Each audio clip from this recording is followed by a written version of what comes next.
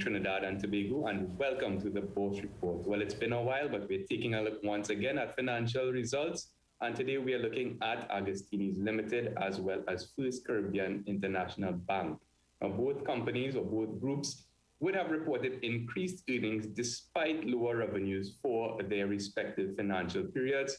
What would have accounted for that, and what can investors expect ahead? Let's take a look. So turning firstly to Agostini Group Limited, or Agostini's Limited rather, the company or the group reported an earnings per share figure of $1.02, which was an 8.5% increase from the 94 cents recorded in the prior comparable period in 2020 or fiscal 2020.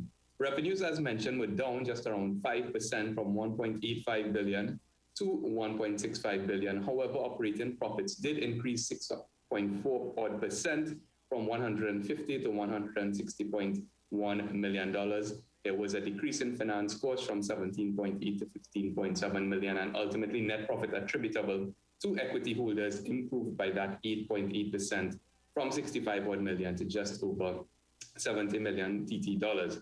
Now, we can see that there were revenue declines right across the board, including in their fast-moving consumer goods, which declined from 1.22 billion to just around 1.17 billion, or around a 4% decrease. Their pharmaceutical and healthcare segment also recorded a decrease in revenues from 553 to $511 million, or roughly a 7.5% decrease. So some non-recurrence of pandemic-induced demand being experienced in the most recently concluded fiscal period or fiscal half year. And industrial construction and holdings, that particular segment, also declined from 82 million to 78 million in terms of revenues. Nonetheless, there was a quite comforting story for shareholders in particular, as profit before margin and operating profit margins rather continue to increase consistently over the past comparable few periods. And we can see that the operating profit margin, for example, in that blue column,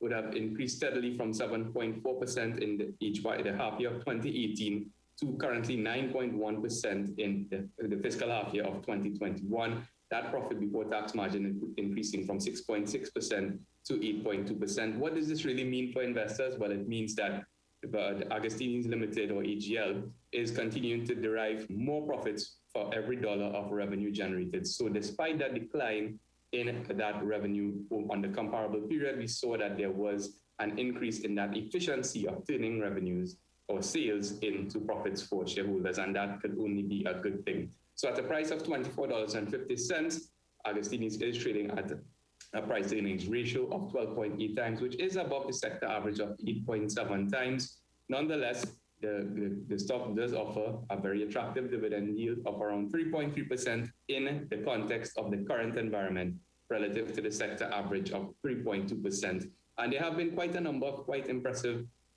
acquisition activities that have taken place. Of course, investors and observers, of course, would be quite aware of the Oscar Francois acquisition, as well as its most recently announced Process Components Limited, which is an energy service or equipment supplier within Trinidad and Tobago, and that will dovetail well with Agostini's regional expansion initiatives, particularly into the Guyana and Suriname basin. We expect over the medium term as a growing energy supply or energy supply chain player. So based on the acquisition activities, improving margins, but still a sluggish economic recovery, Bourse is going to maintain a neutral rating on Agostini for the time being. Turning quickly to FirstCaribbean International, or FCI, well, the group recorded an earnings per share of 22 cents TT dollar equivalent, which was a stark turnaround from that 25 cents per share loss recorded in the prior comparable period. Total revenues declined, again, 9.7% from 2 billion TT equivalent to just around 1.82 billion.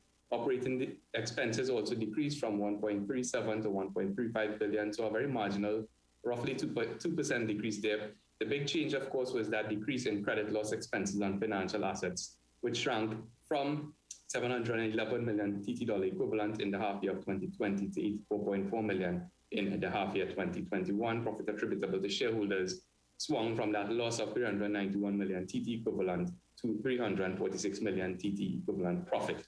Now, when we take a look at segment performance, well, we can see that decline in or reduction in credit losses on financial assets would have buoyed the performance of its corporate and investment banking segment, in particular, moving from income before tax of 207 million in the half year 2020 to 371 million in the most recently concluded period. However, there were challenges across its wealth management and retail and business segments, falling from 83 to a loss of 5 million TT equivalent and a loss of 186 million to still a smaller loss of 26 million TT equivalent, respectively.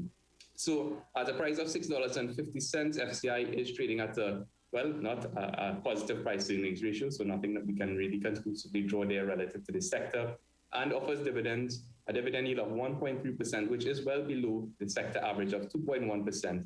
And FCI has traditionally been viewed favorably by investors as a stock that pays a reasonably healthy dividend, and pays it in US dollars.